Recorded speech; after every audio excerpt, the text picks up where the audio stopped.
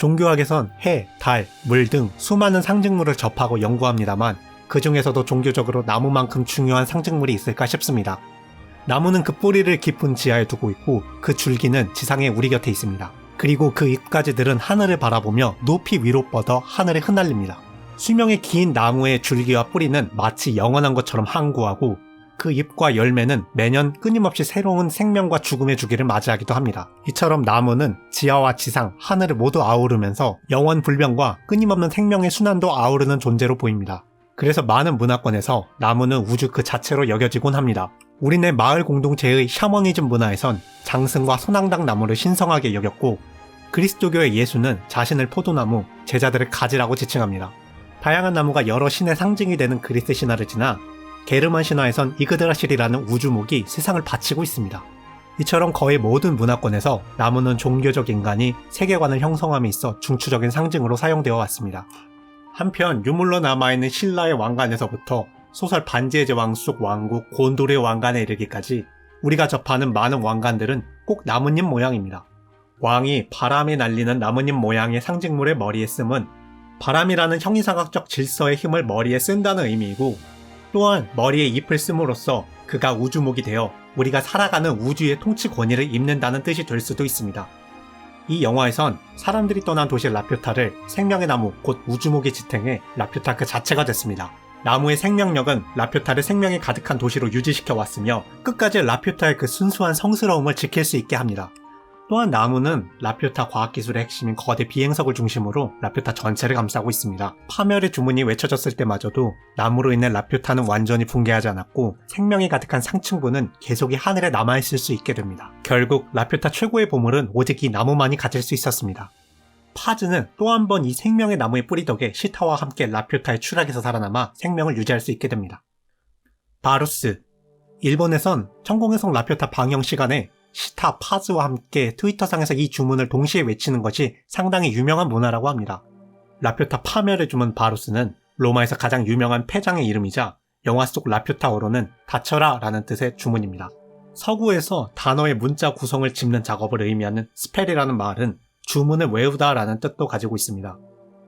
판타지 속 신비한 주문은 사실 알아들을 수 없는 미지의 언어가 아니라 잊고 있었던 언어의 힘을 다시금 꼭꼭 되씹어보는 작업인지도 모르겠습니다. 과학의 세계를 살아가는 우리들에게 언어는 지시를 위한 수단일 뿐이지만 그동안 인류에게 있어 언어를 말하는 행위는 판타지 영화 속 주문과 같이 우주의 원리를 작동시키는 신비한 행위로 치부되어 왔습니다. 히브리 세계관에선 우리처럼 모든 사람 이름에 고유한 뜻이 있으며 모든 사건 사고를 이해하기 위해선 사건 속 인물들의 이름을 파악해야 합니다. 히브리 성서에서 최초의 인간인 아담은 만물의 이름을 지어 부르는 일을 행했습니다.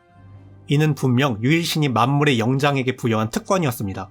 언어로 규정한다는 것, 곧 이름을 짓는 것과 그 이름으로 자유롭게 부른다는 것은 이름 지어지는 대상의 본질을 속속들이 통제한다는 것입니다. 이름 짓기는 오직 만물의 영장에게만 허락된 굉장히 위대하고 또 사실 굉장히 폭력적인 행동입니다. 히브리 성서에서 아담 이후 가장 중요한 인물을 제게 꼽으라면 저는 단연코 이스라엘 민족의 이집트 탈출에 이끌고 율법을 새겼던 모세를 꼽겠습니다. 그 모세는 신을 처음 만났을 때 신에게 그의 이름을 요구합니다. 그것은 신을 이해하고 자기 우주에 포섭시키려는 오만한 행위였습니다. 유일신은 자신이 선조들과 함께했던 일 아이들로 말하며 결국 자기 이름의 뜻을 알려주지 않습니다. 같은 맥락에서 한국의 오컬트 영화 검은 사제들에선 신부는 위대한 신의 권능을 빌려 악마에게 그 이름을 요구합니다. 그리고 그 이름을 파악하고 외치자 악마를 제압할 수 있게 됩니다. 유명한 만화 데스노트에서도 데스노트의 소유자는 죽이고자 하는 이의 다름 아닌 이름을 알아야 데스노트의 힘을 발휘할 수 있습니다. 동양 문화권에선 모든 이름에 각각의 소중한 뜻이 있습니다. 동양인들은 불리기 좋은 다른 이름을 만들거나 성 뒤에 직위, 직책을 붙여서라도 소중한 뜻을 가진 각자의 고유한 이름을 결코 함부로 부르지 않습니다. 하지만 지금의 물질 사회에서 언어 행위는 예전만큼 그 깊은 가치를 가지지 못하고 있습니다. 지금의 이름 짓고 부르는 행위는 그저 자연을 정의하고 정리해 물질적의 목적에 맞게 이용하기 위한 규정일 뿐입니다. 서구 물질 문명의 폭력에 유달리 민감한 미야자키 감독도 이름 짓기라는 폭력에 대해 문제의식을 가지고 있는 것 같습니다. 이후 지브리 작품인 게드전기와 센과 치히로의 행방불명에서 그리고 이 작품에서도 이름에 대한 그 의식은 자연스럽게 극에 녹아 있습니다. 이 영화에서 시타와 무스카는 주문과 이름에 대해 큰 태도 차이를 보여줍니다. 우선 주인공 시타는 자신이 가장 신뢰하는 소년 파즈와 충분한 관계와 믿음이 형성된 이후에야 자신의 본명을 알려줍니다. 라퓨타의 왕녀로서의 정체성을 전혀 중요하게 생각하지 않는 그녀로서 라퓨타식 이름 자체는 사실 큰 의미가 없을지 모릅니다. 하지만 적어도 시타는 소중한 인격적 관계와 공감을 위해 조심스럽게 소중히 취급받는 자신의 본명을 공유합니다. 할머니로부터 이어진 자신의 깊은 존재론적 비밀을 조심스럽게 나누듯이요. 적어도 그녀는 자신의 본질을 담은 소중한 이름을 결코 함부로 타인에게 발설하지 않았습니다. 반면 무스카는 자신의 정체를 묻는 시타의 물음에 자신이 라퓨타 왕족의 후예임을 밝히며 자신의 본명을 너무나도 쉽게 발설합니다. 극중 무스카에게 라퓨타의 이름은 그저 라퓨타의 폭력적인 기술과 힘을 획득하기 위한 자기 암시적 도구일 뿐입니다. 그래서 무스카가 라퓨타의 폭력적 힘에 다다랐을 때 그는 자신의 본명을 어떠한 인격적 가치도 지니지 않은 마치 원소기호라도 지시하듯 가볍게 내뱉어버립니다. 주문에 대한 관점도 마찬가지로 두 인물에게 대립적으로 나타납니다. 시타는 라퓨타에서 사용되는 다양한 주문들을 알고 있습니다. 그것은 하루아침에 매뉴얼 외우듯 익힌 것이 아니라 어린 시절부터 삶 속 다양한 상황에서 할머니에게 조금씩 배웠습니다. 시타는 주문 하나하나의 깊은 의미를 배우고 이해하고 익혔던 것 같습니다. 그런 그녀는 어떤 주문도 함부로 사용하지 않습니다. 반면 무스카에게 주문은 그의 이름과 같이 그저 도구적일 뿐입니다. 무스카는 라퓨타의 시설에 들어가 수첩을 들고 읽을 수 있어 라고 환호하며 라퓨타를 통제합니다. 하지만 글자 화면을 손으로 짚을 뿐 정작 그는 제대로 된 주문을 단 한마디도 소리내어 외치지 못합니다. 시타가 없었다면 결국 그는 라퓨타를 전혀 통제하지 못했을지도 모릅니다. 그리고 이러한 무스카는 주문 언어를 이해하고 소중히 다루는 시타의 결단 어린 주문 앞에 속절없이 파멸해버리고 맙니다.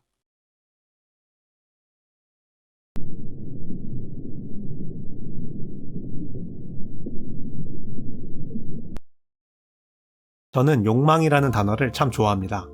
어린 시절부터 욕심을 멀리하라고 배웠고 천성도 욕심이 많은 편이 아니라고 확신하지만 욕망이라는 단어가 가진 원초적인 힘에 끌리는 것만은 어쩔 수가 없습니다. 욕망은 모든 갈등의 근본 원인인 동시에 모든 아름다움과 발전의 원동력이 아니던가요? 소망으로 가득 찬 소년 파즈부터 지브리에선 희귀한 전형적 악역을 맡은 무스카에 이르기까지 제가 느끼는 천공의 성 라퓨타 인물들 매력의 근원은 다름 아닌 욕망이었습니다. 인생 대부분을 소년 만화에 빠져 살아왔던 저로서는 파즈가 이 극에서 가장 동일시하기 쉬운 캐릭터였습니다. 그의 이름은 일본어로 깃털, 솜털의 발음과 유사합니다. 바람에 따라 쉽게 상승하고 하강하며 어쩌면 상승의 욕구를 가지고 있기도 한 듯한 연약한 솜털 말입니다. 극중 파즈는 가난한 탄광 마을에 살고 있습니다. 그는 고아이며 거칠고 가난한 사람들과 땅을 파는 일을 합니다. 언뜻 마을 사람들과 좋은 관계를 가지고 있는 것도 같지만 그 어린아이가 혼자 살고 있다는 점과 모두가 아버지를 거짓말쟁이라고 놀린다는 그의 대사를 미루어 볼 때 부모처럼 파즈를 돌봐주는 제대로 된 후견인은 없는 모양입니다. 자신의 머리가 대장의 주먹보다 강하다고 말하는 것을 보면 대장과 거친 터전에서 일하며 머리도 많이 얻어맞은 것 같습니다. 무스카가 합의금처럼 내민 그 말을 차마 내던지지 못하는 모습과 시타와 계란 반쪽을 나눠 먹는 장면을 보면 그는 굉장히 가난한 삶을 살고 있는 듯합니다. 옷도 극 내내 무릎이 헤어져 덧게 입은 바지를 입고 있습니다. 파즈는 힘겨운 삶과 그 삶의 터전에 그다지 애착이 있어 보이는 것 같지 않습니다. 시타의 마을에서 함께 살자고 하는 파즈의 대사를 보면 심지어 그는 모험 이후에도 자신의 집으로 전혀 돌아가고 싶은 것 같지 않죠. 물론 이는 석탄먼지와 스모그, 혹독한 산업사회의 노동에서 벗어나 목가적인 시타의 삶을 공유하고 싶다는 말로 보이기도 합니다. 적어도 그가 자신의 작은 집에 미련이 없음은 분명해 보입니다. 파즈는 이처럼 가난하고 혹독한 환경에서 깃털처럼 나약한 모습이지만 상승하고 싶어하는 깃털처럼 열정에 가득 찬 모습을 보여주기도 합니다. 그는 매일 아침 출정호와 같은 나팔을 불며 아침을 시작하고 새하얀 비둘기를 키우고 자신의 비행기를 만들며 마을에서 벗어나는 비행을 꿈꿉니다. 그는 자신의 욕망이 이루어질 기회를 끈질기게 붙잡습니다. 이 작지만 끈질긴 깃털 같은 상승의 의지는 아이러니하게도 하강하는 시타를 중심으로 동력을 얻습니다. 시타의 이름은 그리스 문자 세타를 일본식으로 읽은 발음이라고 합니다. 또한 그 이름은 하강, 아래를 의미하는 일본어 발음과도 유사합니다. 하늘에 살다가 땅으로 내려온 왕족의 후예인 그녀의 방향은 하츠, 무지카가 바라는 위가 아니라 아래인 것 같습니다. 그녀는 하강하는 이유, 몰락하는 이유, 추락하는 이입니다. 하지만 극 초반 일러스트를 보면 라퓨타의 위대한 상승의 동력은 깊이 파내려간, 깊은 하강을 통한 부유석 채굴로 이루어집니다. 이처럼 이 극에서 모든 욕망을 구체적으로 상승시키는 에너지도 아래를 향하는 시타에게서 나옵니다. 그녀의 존재 덕에 무스카는 라퓨타 제국의 꿈에 다가설 수 있었고 해적 돌라의 라퓨타에 대한 탐욕 또한 그녀를 중심으로 이루어집니다. 그녀를 통해 자신의 삶을 바꾸려는 파즈는 말할 것도 없습니다. 특히나 깃털 같은 파즈에게 시타는 이성애적 애정의 대상인 동시에 탄광마을에서 벗어나고 망상으로 취급받았던 아버지의 증언을 확인할 수 있게 해준 존재입니다. 그럼에도 영화 속 모든 욕망의 중심에 있는 시타의 욕망이 무엇인지는 정작 영화에서는 거의 드러나지 않습니다. 라퓨타의 보물도, 어항과의 건의도, 비행성마저도 그녀에겐 그리 중요하지 않아 보입니다. 중요한 순간 파즈를 위해 그녀는 그것들을 망설임 없이 포기해버리니까요. 구태여 영화에 드러난 그녀가 바라는 것을 보자면 그것은 그저 다시 계절의 의지에 따라 살아가는 땅의 삶으로 돌아가는 것 뿐입니다. 그렇게 보면 결국 이 극에서 파즈와 시타는 자기 열정과 머리를 바친 서로를 통해 자신의 욕망을 실현해낸 셈입니다. 무스카는 라틴어로 파레를 뜻한다고 합니다. 이 단어가 복선일까요? 그는 천공으로 나아가려고 하지만 그 상승에는 하늘에 대한 동경이 없습니다. 창공으로 만물을 이끄는 바람에도 둔감합니다. 마치 파리의 비행처럼 그의 비행도 오직 그의 탐욕을 위한 것만 같습니다. 그는 극중 계속의 생명을 무시하며 자신의 탐욕을 이루는 과정에서 발생하는 타인의 고통에도 무감각합니다. 그럼에도 자신이 쓰레기 취급했던 사람들과만 붙어있다가 몰락으로 그들과 같은 비참한 최후를 맞이합니다. 마치 파리처럼요. 그의 욕망은 과거 라퓨타의 기술로 라퓨타 제국을 부활시켜 그 제국의 황제가 되는 것입니다. 만화에서 흔히 보이는 전형적이고 단순한 이 무스카의 욕망은 사실 제겐 유달리 지브리스럽지 않아 보입니다. 무스카라는 단어는 또한 스페인어로 암갈색을 뜻합니다. 무스카는 극중 항상 갈색 머리에 진갈색 양복을 입고 있고 갈색 선글라스를 끼고 있습니다. 암갈색 외피를 두른 그는 극중 그 누구와도 교감하지 않습니다. 작중 무스카는 갈색 외피 안에서 그 누구에게도 인격적인 자신을 드러내지 않고 탐욕을 이루기 위해 타인을 이용할 뿐입니다. 그러나 라퓨타 최후의 순간 그 외피는 그를 지켜주지도 못합니다. 그는 갈색 선글라스를 끼고 있었음에도 비행석에서 나오는 빛에 눈이 멀어버리고 암갈색의 정장을 입고 암갈색의 라퓨타 파편과 함께 추락하여 최후를 맞이합니다. 돌라는 이 영화에서 제게 가장 매력적인 캐릭터입니다. 돌라는 해적이요. 그래서 그녀의 재물에 대한 탐욕은 노골적입니다. 하지만 원초적인 욕망으로 똘똘 뭉친 그녀의 행동은 이 영화의 모든 사건과 상황의 직접적인 시발점이 됩니다. 그렇게 보면 하울의 움직이는 성의 황야의 마녀를 많이 닮았네요. 노골적으로 탐욕을 드러냄에도 별로 밉지 않은 것까지도 황야의 마녀를 닮았습니다. 똑같이 탐욕적임에도 돌라가 무스카와 달리 이 극에서 밉지 않은 이유는 그녀가 주인공들을 그저 수단으로 이용하지 않고 온전한 인격체로 대해주기 때문이었습니다. 그녀는 대장부로 탱크 앞에서도 겁먹지 않고 시타를 기어이 구해냅니다. 그녀는 해적단을 이끌며 겁쟁이 아들들도 카리스마 있게 다룹니다. 물론 그녀는 자신의 욕망을 위해 타인의 재산을 훔쳐왔고 많은 이들의 삶의 터전을 파괴하기도 합니다. 처음 그녀가 시타가 엮이게 된 이유도 오로지 그녀의 탐욕 때문이었죠. 그러나 그녀는 주인공과 한 배를 타게 되었을 때 무스카와 달리 그들을 탐욕을 위한 도구로만 대하지 않습니다. 아이들의 능력을 단번에 파악하고 역할과 인격을 존중하는 공동체의 일원으로 받아줍니다. 라퓨타가 구현하려는 성스러움의 본질을 깨닫고 주인공들의 의지를 도와주기도 합니다.